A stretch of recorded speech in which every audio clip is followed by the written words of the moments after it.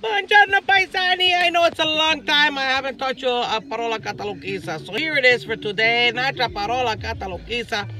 Today the word is scrima. Che scrima? No, it doesn't mean to scream. It's not the Italian word, the same version of scream.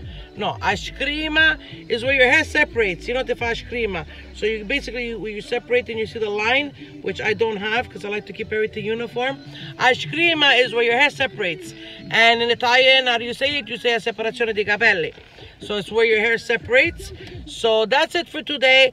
Thank you for watching. Don't forget to subscribe to the YouTube channel, Italians of Montreal and Friends. That's where I'm going to be posting all my videos. And I promise I will do my best to try and post more often because I know you guys like my word of the day. So have yourselves una bellissima giornata. The sun is out. Enjoy. E ci vediamo presto. Salutiamo.